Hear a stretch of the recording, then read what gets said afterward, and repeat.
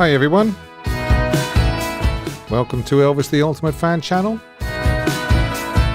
your favourite place to be. Coming up as usually tonight, we will be doing the Fan of the Month quiz, This Day in Elvis History, Elvis Photo of the Week, Elvis Song of the Week.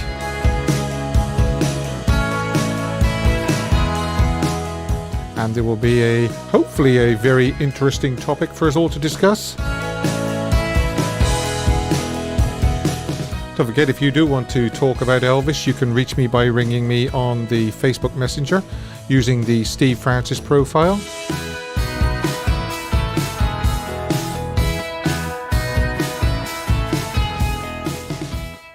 So here we are. Sunday again. I can't believe how quickly these weeks go round, but I look forward to it, and it's always, well, it's great fun for me. I hope it's great fun for you as well. As you can see, I'm sure all of you recognise where my backdrop is. Jacqueline says, "Hi Steve, still at Audubon Drive." Yes, I am.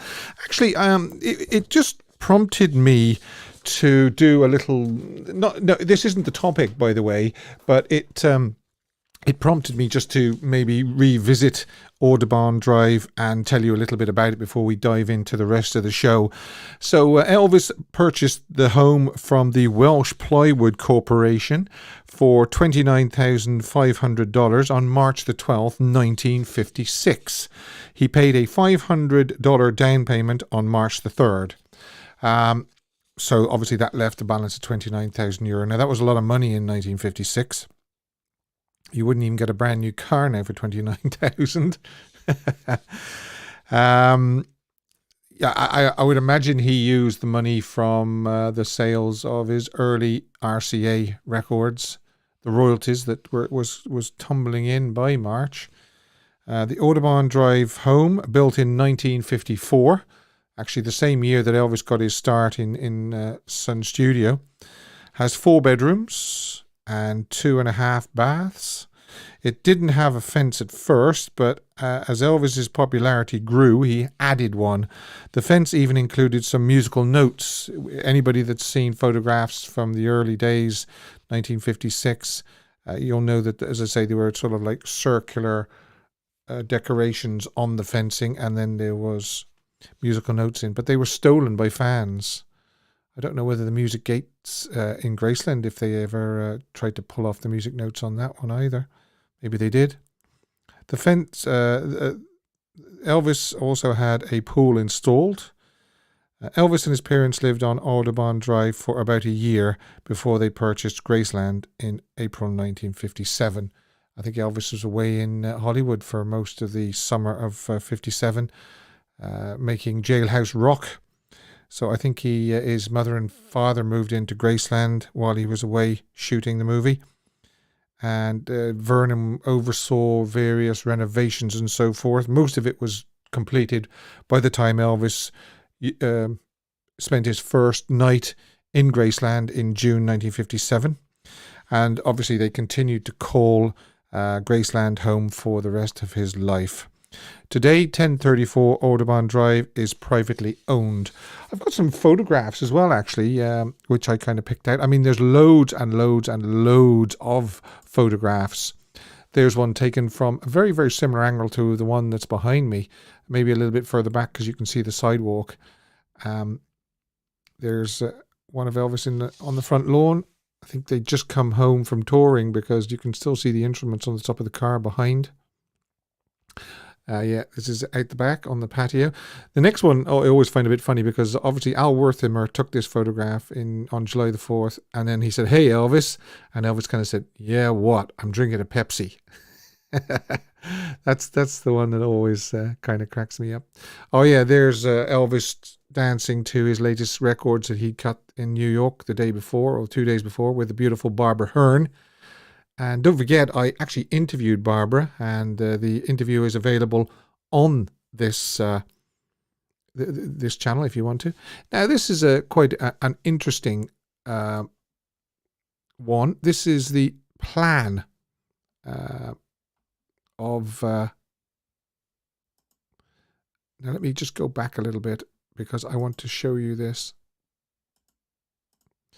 The plan of if you're not familiar with the layout of Audubon Drive, I'll give you a little bit of a heads up as to what the orientation of this plan is. Where it says not to scale, that is actually the front of the house, and then to the left of this photograph is the driveway running up towards the garage. So that kind of gives you a idea of what we're looking at. And you can see the kitchen was at the front left, family room, living room, so forth, dining room. The den was at the back, the half bath and so forth. I'm not entirely sure, out of the bedroom that says 10 foot by 15 foot, 10 foot by 15 foot, and bedroom 1, 16 by 12, bedroom 1, which of the three was Elvis's bedroom. Maybe somebody can tell me whether bedroom 1, 2 or 3 was Elvis's bedroom. But that kind of gives you a layout of Audubon. And as you can see, that one there, that's very, very similar to the one behind, taken today. Elvis, Gladys and his parents. And hopefully that will go round again. Maybe it will, yeah. I'm particularly fond of the photographs that Al Wertheimer shot. There's another one there. Al Wertheimer shot on July the 4th before Elvis got ready for his concert in Russwood Park. And that's probably one of the favorite ones of all time. Elvis is kind of going, yeah, what do you want? And then obviously dancing with the beautiful Barbara Hearn. I asked Barbara if she knew what happened to that white polka dot dress, and she says no, she wished she still had it. I wish she still had it as well, because I'd probably buy it from her. So, and there's the layout again. Right, without more of ado, let's get into the actual topic that I picked for tonight. And that is the missing Stax studio tape from December 1973. Now, what it was on December the 14th stroke 15th, Friday, Saturday, 1973, Elvis recorded the Jerry Reed song, Talk About the Good Times.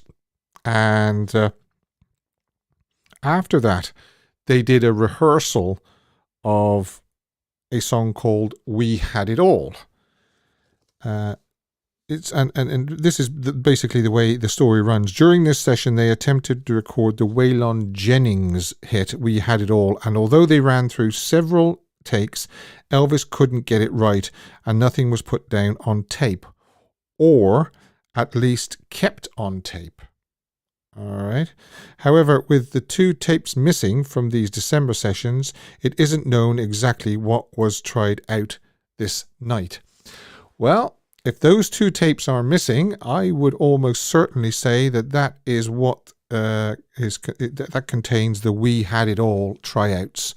It's to me, it's unreasonable to think that Elvis and Al in the control room didn't turn on the tape machine, because normally when Elvis was trying out a song, he would like to listen back to the tryouts to see if it was going to work or what he needed to change or anything like that. So, yeah, this is, I don't think that they didn't put anything down on tape, number one. And if they did put anything down on tape, I still think that the tape is in existence. The song was written by Donnie Fritz and Troy Seals, recorded in August 1973 by Troy, and released in October 1973 on the album Atlantic, now presents Troy Seals. So if it was released in October, Elvis probably would have heard it a few times and then tried it out 2 months later in December. This poignant song about 2 ex-lovers recalling happier times, and was first recorded by Waylon Jennings. It was the only track on Honky Tonk Heroes album, not penned by Billy Joe Shaver. It reached 28 on the country chart. Many artists covered We Had It All, including Dobie Gray, Rita Coolidge, Dolly Parton, Willie Nelson, Bob Dylan, the Rolling Stones. Now, this is the interesting part. In 2013, studio session musician Norbert Putnam, who, as we know, played on Elvis sessions, added Elvis Presley to the list. Well, I think we kind of already knew that before 2013 anyway. Though his version was never finished. Putnam, who played bass on 122 Elvis songs, remembers the singer falling in love with the track. But it proved too painful a reminder of his recent divorce from Priscilla Presley. What followed was an uncharacteristically tough session at Stax in 1973. And Norbert goes on to say, Elvis was a very quick study. He could hear vocals and arrangements once or twice, grab the lyric sheet and just kill it. But on this particular night, he took 4 or 5, maybe even 6 takes, and he wasn't getting it. 4, 5 or 6 takes. We actually have that out of Norbert's mouth, from the horse's mouth, if you like. I'd never seen him have problems like that before. Finally, frustrated, Elvis threw down his microphone and said, "You can put that one out after I've been dead 20 years. It sounds a bit strange thing to say, but there you go. We thought it was a joke at first, Putnam recalled. Then Felton Jarvis said he just couldn't get through the words because he was thinking about himself. Another futile stab at the song the next day yielded nothing usable. Nothing usable. Now, it doesn't mean that it wasn't recorded again, the tape machine rolling. It just means that they couldn't use it. Again, it all points towards it being put down on tape, listening to it maybe, and thinking, no. Now, for anybody that doubts that tapes do go lost and get missing and resurface, I've got just a few examples. There are more instances of lost tapes turning up. Harbour Lights, 1954. It was found in Steve Scholz's desk drawer when he retired in the late 60s. And as we know, that was then released as part of the Legendary Performer series in the 70s. So that was sort of like 20 years later. When it rains, it really pours. Now, I know that Elvis recorded a version and they released it. RCA released it, When It Rains, It Really Pours. But we also know that in November 1955, Elvis recorded, it was his last recording for Sam. It was his last recording session in Sun. During the recording session, the phone rang and Sam picked it up to hear that Colonel Parker had said that, yep, RCA had picked up the option to buy Elvis's contract from Sun, so the session was abandoned, and obviously because they couldn't record anymore because he was then under contract to RCA, and that was found in a mislabeled tape box in the 1970s. A mislabeled tape box in the 1970s. Okay. Another one, I'm a Roustabout. We're familiar with that. It had been known for years that Elvis had done an alternate cut for a Roustabout, and then lo and behold, it turns up in the 90s as an acetate, and of course it's then subsequently released on the Second to None CD. So, listen.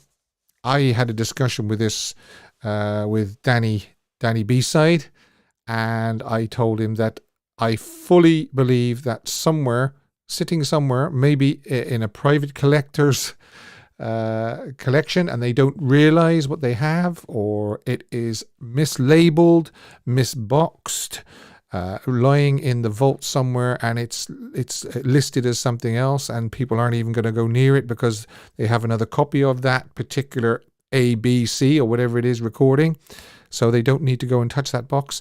And instead, it's the December 1973 reel that has We Had It All on it with Elvis. Colonel probably took some of them, and then they and then they turned up. Yeah, well, we know that Colonel Parker actually sold all his Elvis memorabilia and collection in the 90s after he lost the battle with EPE to the rights to market Elvis Presley. I think EPE paid him $2 million to turn over everything that he had of Elvis's. Not just reels of tape, but just loads and loads of scrapbooks and memorabilia, posters, the lot. And I'm pretty sure that there was tape reels as well. Whether that I'm not 100% sure that it would be the We Had It All session tapes, because basically what would have happened to the reel that contained We Had It All would have stayed in the RCA vaults. It wouldn't have gone to the Colonel. I think maybe the reels that Colonel had was copies of outtakes and things like that. Some of the stuff that actually turned up on bootlegs in the early 80s came from the Colonel, I think, via maybe a third party. So, but yeah, I was just saying, I know I got a little bit waylaid there, but I was talking to Danny B-Side about this, and I am convinced 99.999% that somewhere there's a reel of tape from Stax, December 1973, that contains We Had It All on. And I just hope that someday it's stumbled across, or somebody has the presence of mind to say, we've got that tape of We Had It All. We should really release that while we're all still around. I'm going to post, after this live stream ends, in the description box below, the Dobie Gray recording of We Had It All. And you can listen to it, and you can tell me, can you hear Elvis singing it? Would it have suited Elvis? Do you wish that this tape would come out because you think Elvis would have just killed it?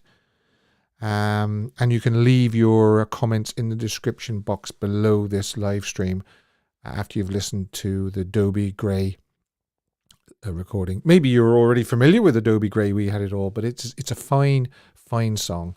It really is. And personally, I can hear Elvis singing it, and I think that Elvis would have absolutely hit it out of the ballpark.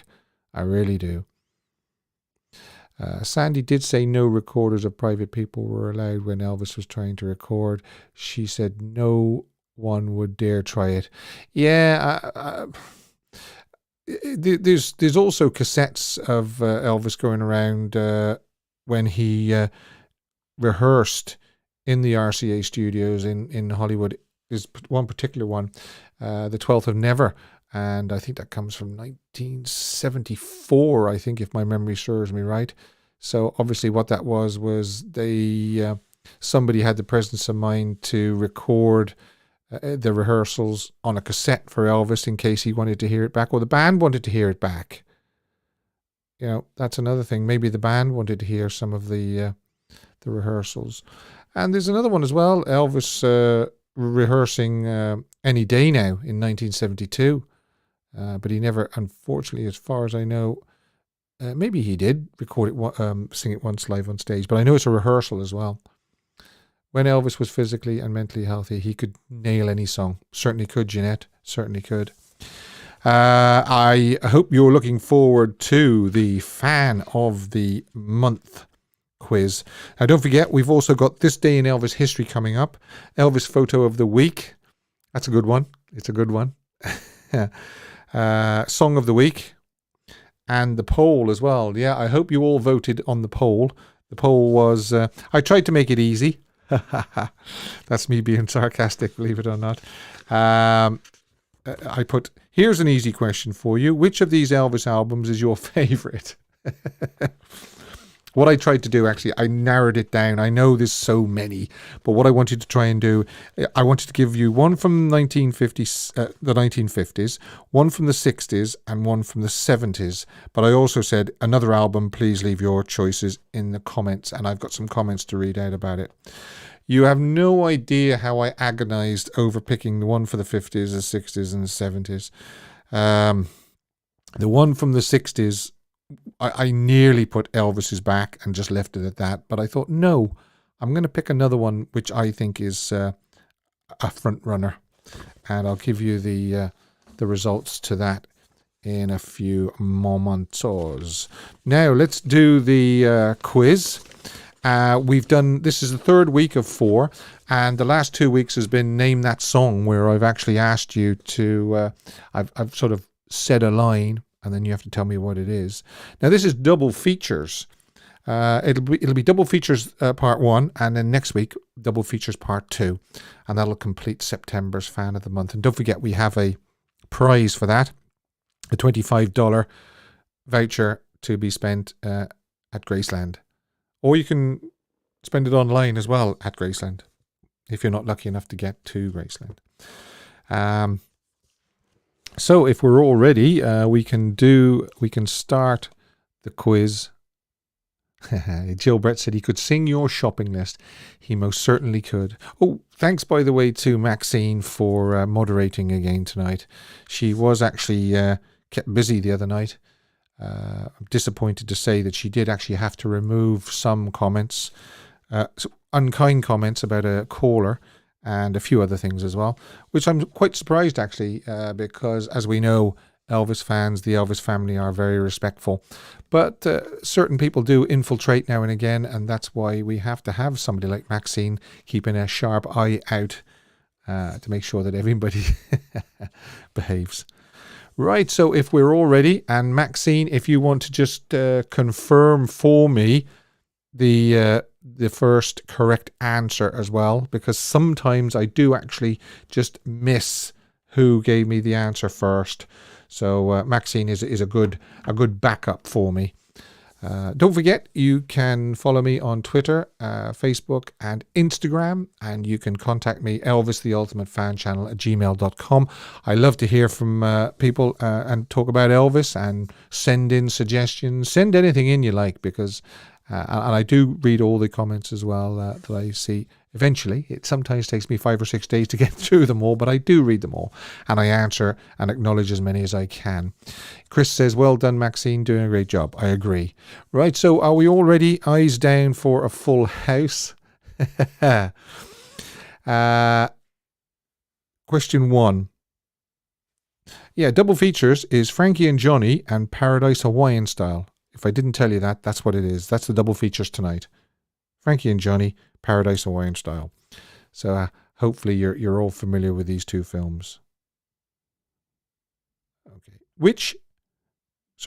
Who distributed the movie Frankie and Johnny? What movie studio distributed Frankie and Johnny? Yeah, no problem, Maxine. Now, let's see exactly. I might just take this opportunity to have a little drink.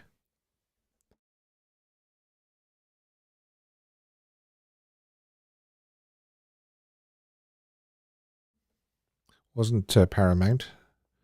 Wasn't MGM. Okay, it was United Artists. Brian Roberts.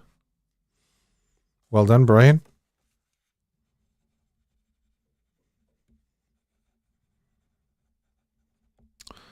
MGM, Paramount.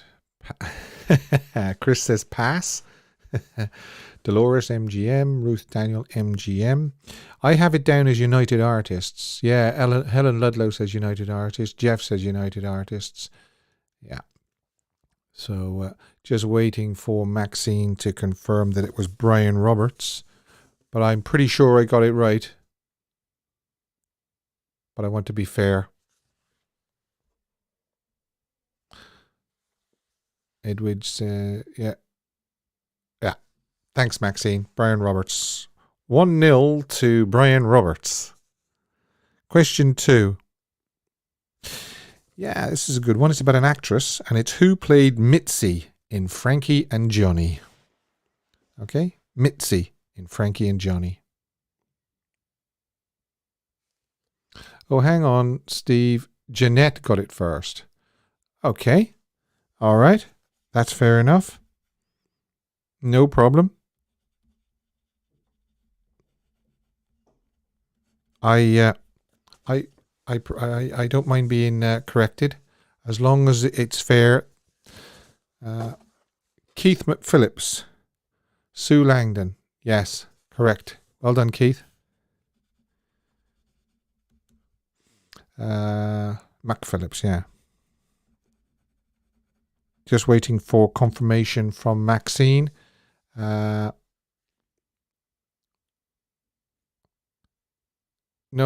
that's okay, Maxine. No problem whatsoever. Can you confirm that it was Keith McPhillips who got Sue Langdon correct?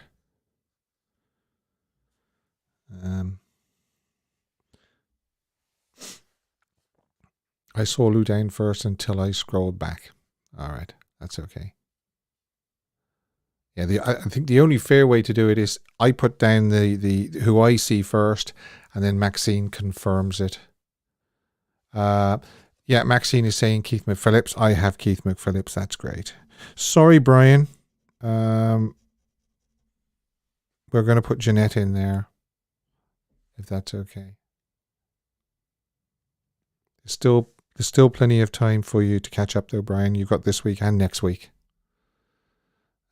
Use live chat gives the answer quickest. Yeah, I've got live chat open because you can have top chat and you can have live chat, and live chat is the one that gives you all the chat. Top chat just picks a few, I think. Don't forget also to subscribe to this channel if you haven't already subscribed, and make sure that you turn the bell black for all notifications, because the white bell, believe it or not, is only personalized and you only get half them. So if you're watching me now and you see below that your bell is only white, click it again and make sure that it's black. It'd be very, very kind. By the way, thanks to Angel for buying me coffee. Very, very kind. You know me, I love coffee. If we're all ready, I'm going to ask the third and final question on Frankie and Johnny. Name the song that Elvis duets with Harry Morgan on in the film Frankie and Johnny. Harry Morgan. He was great in MASH, wasn't he? I loved MASH.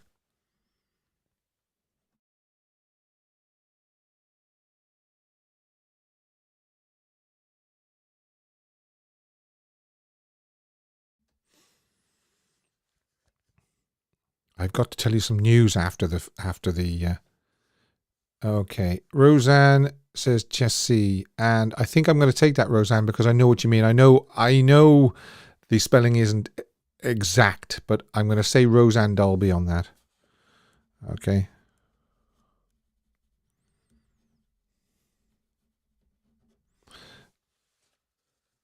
No, it wasn't Lookout Broadway. It was, Chessay. Yeah. Helen got it. Keith got it. Lou Dane says Cully. What Cully is that? I'd say that's a sticky keyboard. Lookout Broadway. He was in Dragnet too, was he? Was Harry in Dragnet? Yeah, Maxine's confirmed Roseanne Dalby. Yeah, I've got some news to tell you after the quiz. Exciting news. Well, it is for me. Hopefully, it will be for you. Right. So the next three questions are going to be about Paradise Hawaiian style, and here we go. Name the 10-year-old actress who played Jan in Paradise Hawaiian style. She duetted with him on Dayton when they're in the helicopter. So let's see whose name comes up first. 10-year-old girl who played Jan. Yeah. Well done, Lou Dane.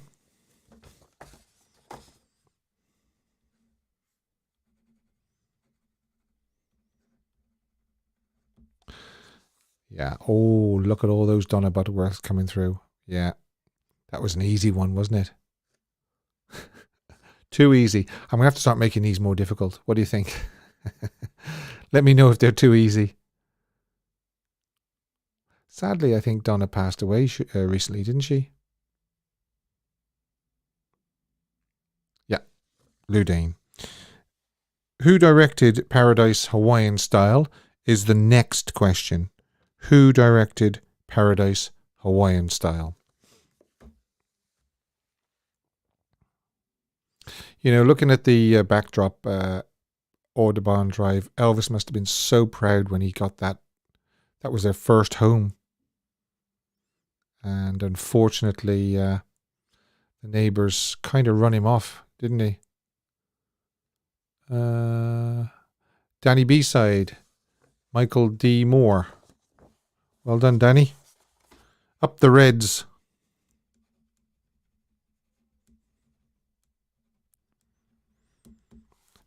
Probably a lot of people watching won't be familiar with that. Up the Reds, especially the American people watching. But that's it's a reference to the soccer team that myself and Danny support, Manchester United. They're called the Reds, and they had a great victory today. And it was a close call, especially at the end when the other side got a penalty. But thankfully, our great goalkeeper, David De Gea, saved it. Anyway, I shouldn't be talking about football. This is an Elvis channel. Sorry about that. Yeah, they beat my side today, West Ham. Sorry, Jenny. Sorry. I don't think it was a penalty anyway, but it doesn't really matter now anyway. It was saved. Yeah, Maxine says Manchester United, yeah. Lee says Ronaldo. There's quite a few people on here that know what I'm talking about. That's great. Question number 3.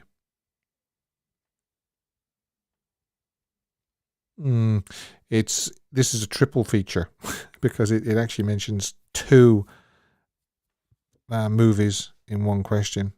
So, name the actress that starred in Paradise Hawaiian Style and King Creole. So there you go. Name the actress that starred in Paradise Hawaiian Style and King Creole. Is that a tricky one? Mrs. EAP Elaine, I support them too, Steve. Yes. Helen says we should have got a draw. No, a draw was no good to us. Wow, well done, Brian. Jan Shepherd. So you did get one in the end. Well done, Brian. I want Maxine to confirm that, but I'm pretty sure it was Brian Roberts. Yeah, Don's getting it now as well. Elvis Austin. Edwidge. Well, he's put Jane. Paul Gansky. Well done. I'm impressed. Helen's got Jan Shepherd as well. Jeanette says, good job, Brian. Priscilla. Hi, Priscilla. Danny B-side, wow. What are you saying wow for, Danny? Yeah. Well done, Brian Roberts. And here ends another quiz. We have one more week to go to see who the winner of September's is. And let's see now. What do we do next? I tell you what we can do. We can do... I'm going to get rid of that. I'm going to put that somewhere safe. I don't want to lose the Fan of the Month quiz. Let's do this day in Elvis history, will we?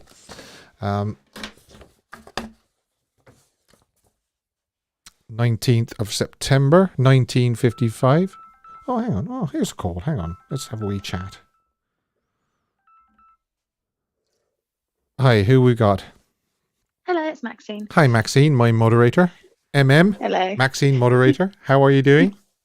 I'm doing good, thank you. And yourself? Yeah. Well, after today's victory, very happy.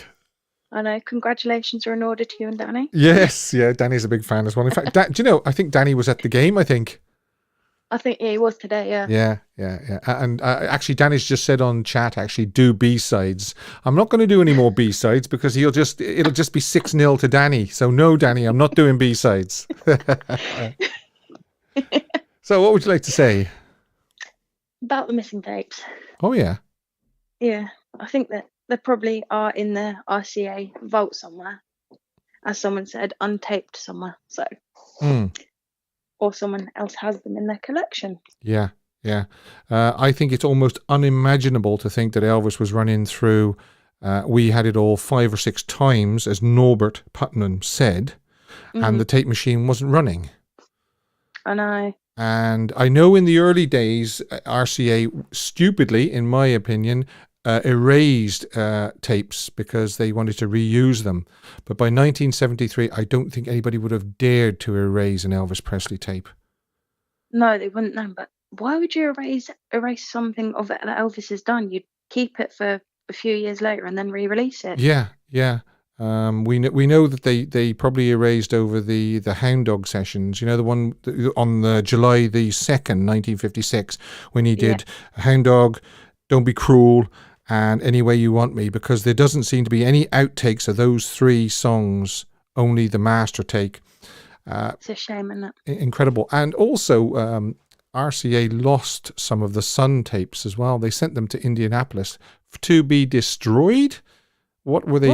What were they thinking of? Even in 1957, by 1957, Elvis was well established. So I don't know. So they were either lost or destroyed. So and some of the records that they re-released, Mystery Train, I think was one of them, was dubbed from a pristine 78 record because they had no tape to lift it from. Oh, that's just so. But yeah, I mean, big fingers crossed here that this We Had It All, springs up. I think it's a case of like the When It Rains, It Really Pours tape. It's in a box somewhere with the wrong label on it. No, and Elvis he probably put it somewhere or gave it to someone. Yeah, he could have done. He could have done. But I think when Elvis left the Stax Studios in December after he'd finished, the tape would have been left there, surely. I don't think Elvis would have asked for that tape. No, probably not. They've probably just misplaced it or someone's found it and got it. Yeah. But I think RCA kind of need a bit of a slap for destroying those tapes. They could have been useful after his death. They could have helped make him more. Can you imagine an outtake of Hound Dog from 1956 surfacing somewhere? Oh, that would have been amazing. But I don't think it's going to happen. To hear. Yeah. No. All right. Thanks very much. That's okay. Thanks. Mind yourself. Bye-bye. Oh, do bye. Bye. Yeah. Maxine is like me, just absolutely flabbergasted to think that RCA would destroy or tape over, especially, by 1956, July 1956, Elvis was the hottest thing in the recording industry. And to tape over the multiple takes of Hound Dog. We know he did multiple takes of Hound Dog, multiple takes of Don't Be Cruel and Any Way You Want Me. Amazing. And I find it just very... Danny B says, I love Maxine. She's lovely. Yeah. It's just unimaginable to think that they would have done that by 1973. If they did it in 1956, all right, huge mistake. I can't see them doing it in 1973. Hi, Jeanette. Hi, Steve. How are you? I'm very, very, very well. Thank you very much. And how are you? I'm wondering why there's never any bloopers or outtakes from all of the many different movies that he made. Do you have any explanation about that or theory about that? They were destroyed. Why? I mean, why would someone do that? Exactly. I agree. Probably Colonel Parker. Because you think he thought they would be embarrassing or something? I don't know. He did so many strange. He made so many strange decisions during Elvis's life that I just think, if they existed, he would have released them shortly after Elvis died, because he went through a phase of doing the bootlegs and things like that. As I said earlier on, a lot of the bootlegs that came out in the early 80s were from Tom Parker, but he didn't release them directly. He put them through a third party. A lot of those bootleg records are from a label called Audubon, which I think is sort of Netherlands or Germany or somewhere like that.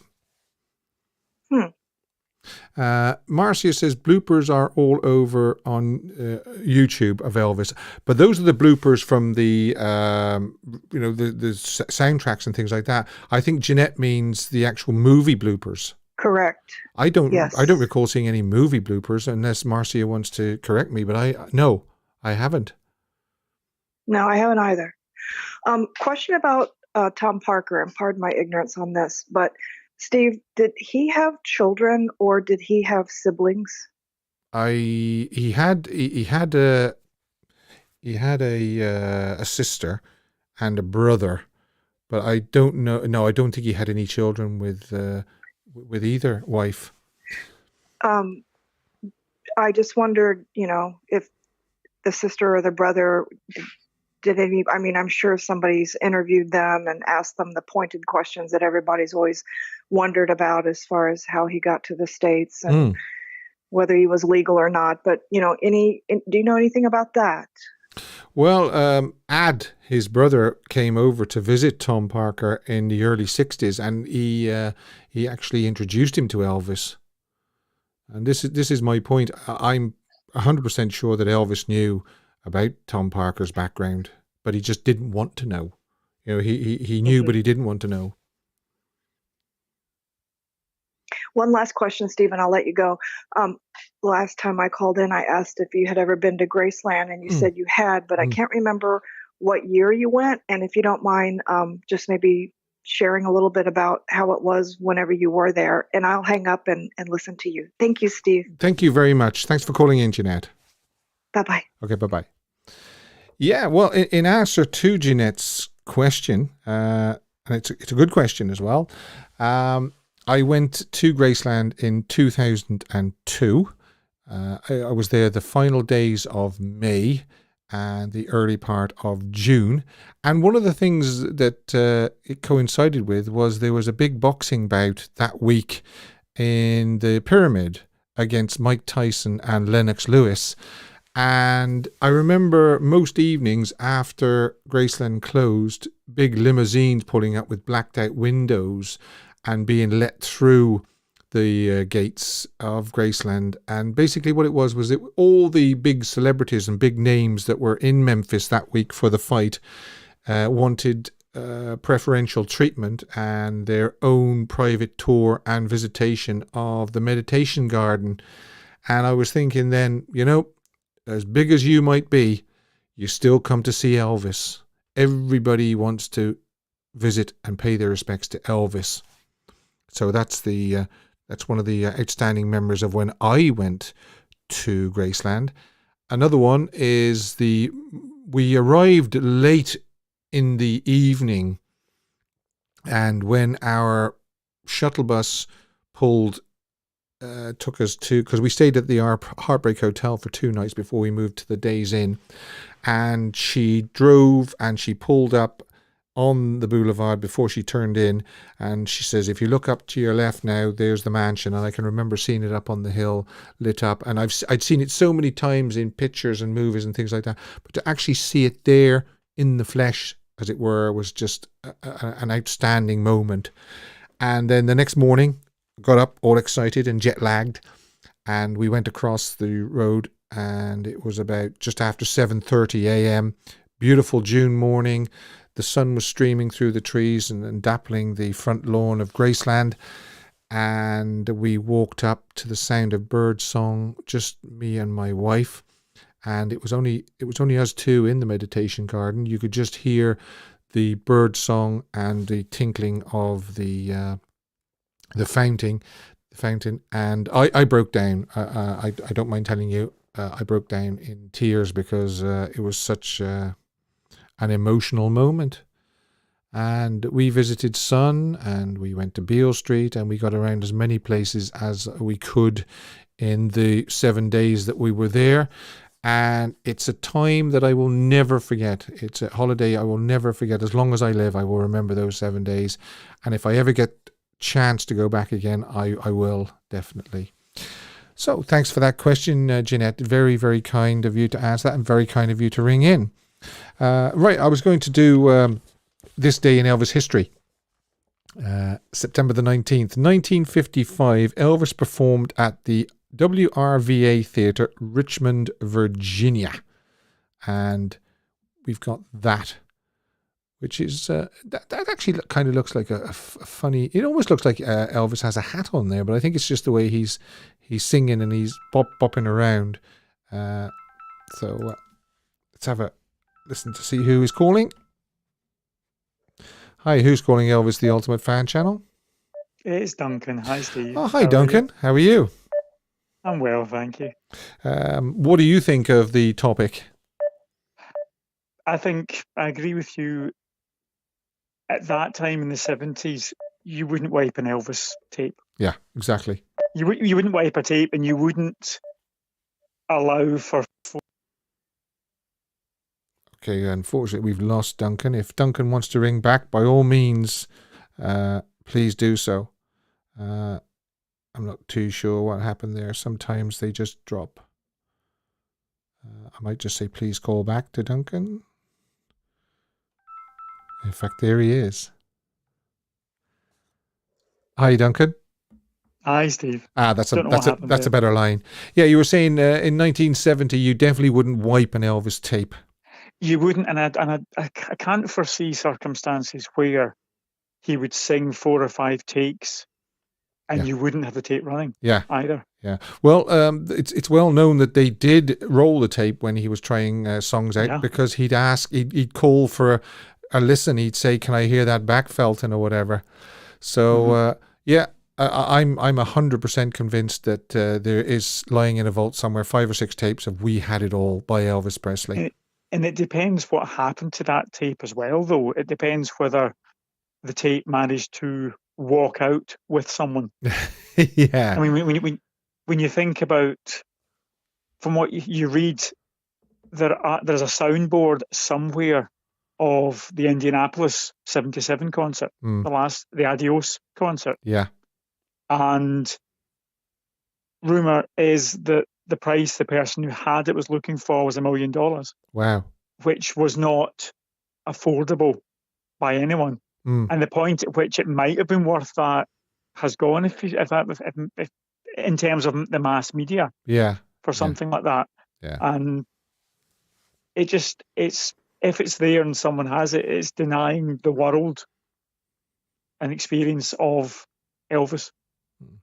If RCA had it, I think the prime time for them to have released it would have been when they did the Elvis at Stax. Do you remember that a few years ago? I do. So I love the Stax sessions. I really do. I know they sometimes come in for a bit of criticism, but I really like them. Yeah. And love that Stax set. It's a great set. I think the December one was a lot better than the July one. He was going through an awful lot in July. Yeah. And between July and December, he was also admitted to hospital. He was a lot healthier in December as well.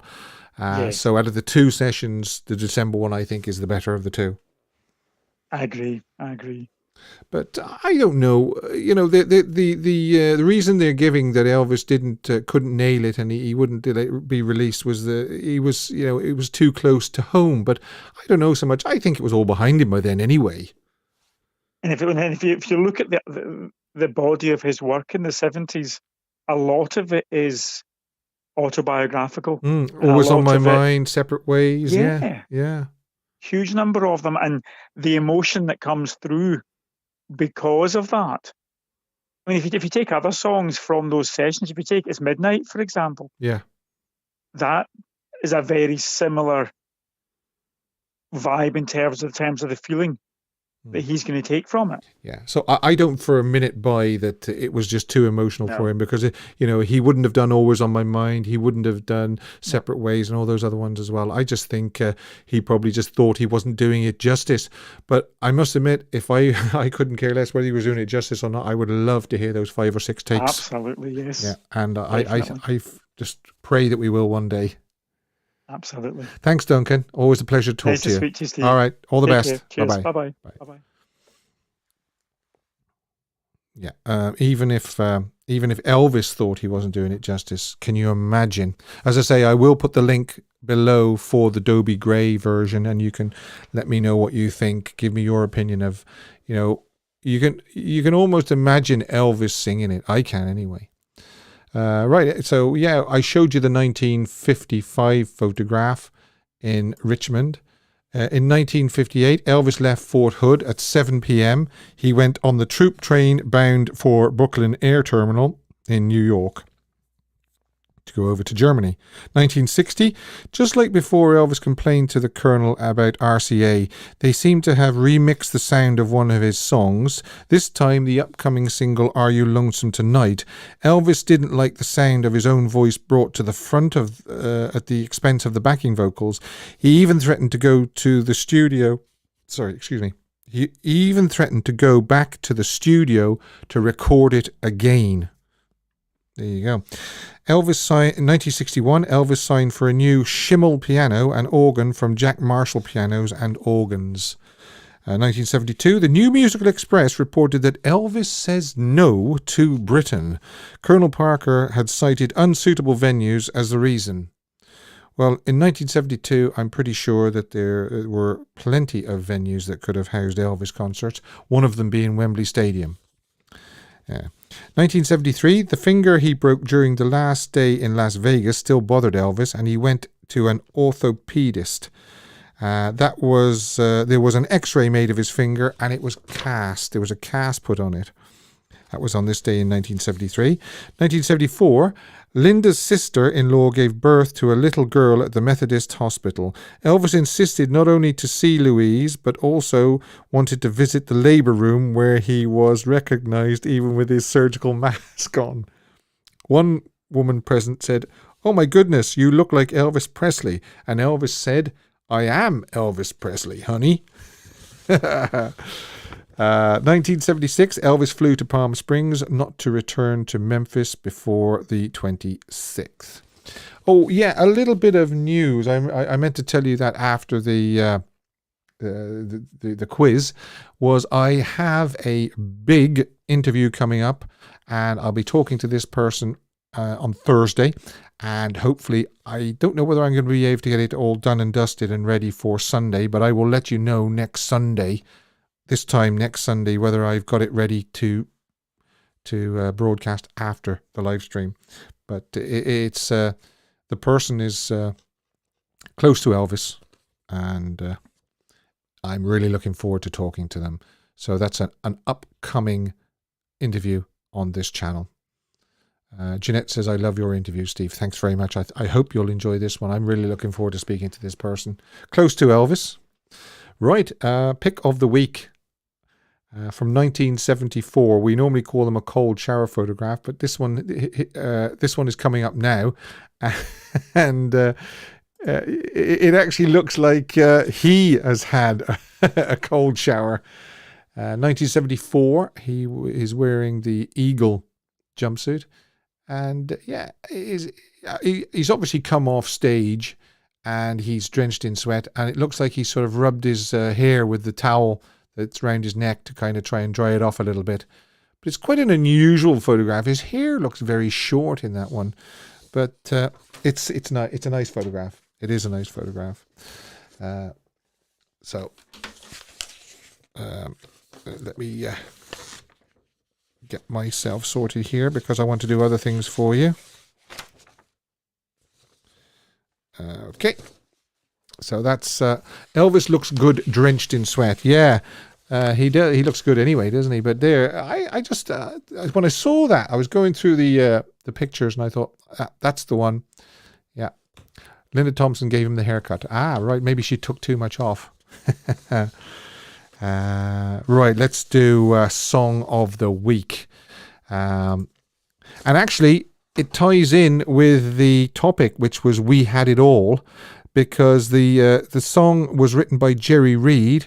And as I said, on the 14th/15th of December in Stax Studio, he recorded Talk About the Good Times. And that was the only song he recorded that day, apart from those tryouts, the rehearsals of We Had It All. He did a long false start with take 1. Then he did the Lord's Prayer. And then he did a complete take 3. And one more take 4, which was the master. I am not going to link below the master tape. I'm going to actually give you the take 3, which is just as good, just as happy. Great take. So that's my Song of the Week. And as I say, link below in the description box. About 5 minutes after this live stream ends, take 3 of Talk About the Good Times. The poll. Now, I was kind of sort of quite sarcastic, if you like, about it being an easy question, because some people are saying, Steve, you don't make it easy. These polls are quite difficult. So I said, here's an easy question for you. Which of these Elvis albums is your favorite? And it was, I tried to pick one from the 50s, one from the 60s, one from the 70s. They had to be released in Elvis's lifetime. And I agonized over them. I really did. And I also said, you can also vote for another one by leaving your comments below. And we'll read some of those comments in a second. So I am going to give you the poll now. And it is, actually, it's a tie between his first LP, 1956, and another album. They got 12%. Elvis Country, I'm 10,000 Years Old, 1971, only got 11%. And a lot of that could have been the way they sort of sliced up I was born about 10,000 years ago and inserted them between the tracks. I'm not 100% sure why they did that, and I'm not even sure whether Elvis sanctioned that, whether he even knew. And by a country mile from Elvis in Memphis, 1965. Now, let me tell you some comments. Mega Nonki says, Elvis is back. I think this is an outstanding album and Elvis on top form. Alan says, my favorite Elvis LP is That's the Way It Is. Danielle says, you know, Steve, I'm still on the road to discovery, so I won't choose any album. I'm still absorbing everything like a sponge. That's good to know. I'm taking my Elvis like a glass of port, nice and easy, one sip at a time, and enjoying every burst of flavor in it. Cheers. Very well put, Danielle. Yeah, I always said I admire people that are still learning and hearing fresh stuff from Elvis, you know, stuff that maybe the rest of us has been listening to for 50 odd years or more, 60 odd years or more, and they're discovering new stuff. That's why I'm just so keen to hear this We Had It All. Can you imagine? We Had It All, something we'd never heard Elvis sing before. That's why I'm praying that I'm right about these tapes. Richard Chambers says, I really like How Great Thou Art. Elvis Lass, hi Michelle. Super easy for me. Elvis is back. I adore it. There was a lot of votes actually for Elvis is back. Michael Gillen, Elvis back in Memphis is definitely a good one. Madison Square Garden Live June 1972 is another great one. Kilkenny Rose, hi Kilkenny Rose. It's a tie for me. Love Letters from Elvis and Hello from Hawaii. However, I would not trade my Elvis collection for anything, and so you shouldn't. Danny B-Side, good man Danny B-Side, says, Elvis Country, I'm 10,000 years old, is a close second, but as you know, never understood why snippets of the song I Was Born About 10,000 Years Ago was at the end of every track. Maybe it's because that's the title of the album, who knows, but I don't like the way they did that, and I bet Elvis didn't either. Did Elvis even know it was going to be done? That's another thing. I think Danny voted from Elvis in Memphis. And finally, Gold Dredgewater, Love Letters from Elvis, 1971. So there you go. And as I say, by a country mile, Elvis from Elvis in Memphis got 65% of the votes So there you go. Elvis is back for me too, says Jenny. I'm still finding albums of his. Yeah, Maxine. Again, I really do admire people, and I'm quite jealous of people that are discovering new Elvis bits and pieces that maybe we've been listening to for over 5 decades. Somebody there says Today. Yeah, Elvis Today is another great album. I would have gone, by the way, just in case people wondered what I would have picked. I would have picked From Elvis in Memphis as well out of those 4 choices. It's just, he was just on the crest of a wave after the 68 NBC special. And he sort of said, I couldn't care less what the Colonel thinks. I'm going to record with Chips and I'm going to record what I want. It's a pity he just didn't continue doing that, because I'm always telling people the comment that Colonel Parker told to his right-hand man when he said, you know, Elvis is recording this, Colonel, and Elvis is recording that, and he's not paying any attention. This was Tom Diskin, and Tom Parker told Tom Diskin, that's okay, Tom, you come away, leave him there and let him fall on his ass. Let Elvis fall on his ass. Well, as we know, Elvis didn't fall on his ass. He recorded some of the best songs of his career in January and February 1969. He was on a rock and roll vibe even then. Yeah. Great cover as well.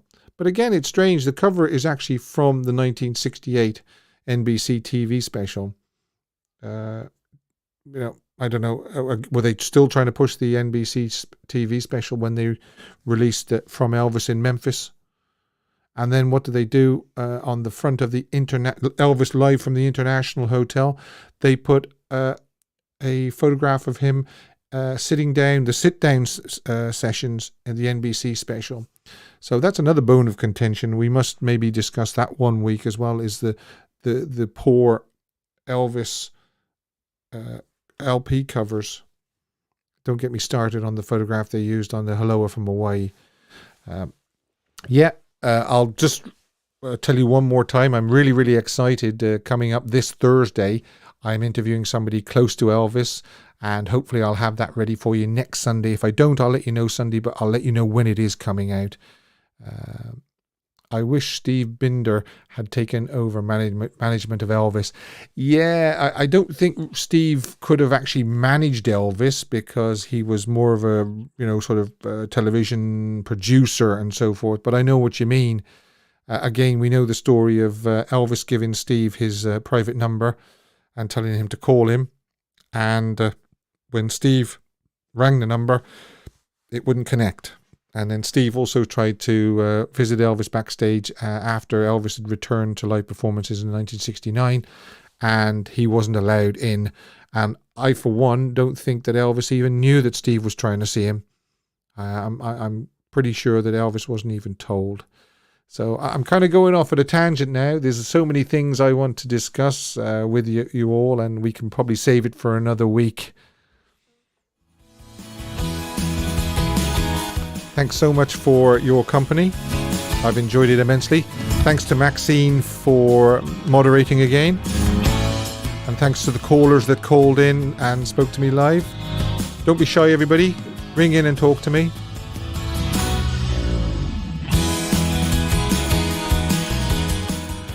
Don't forget, you can join me live on Wednesday when there will be more Elvis fun, this day in Elvis history, photo of the week, and another topic as well. If you'd like to support this channel, you can buy me coffee using the link below. I hope you've enjoyed the show. I've enjoyed doing it. I always enjoy doing it. Until Wednesday, look after yourselves. Take care.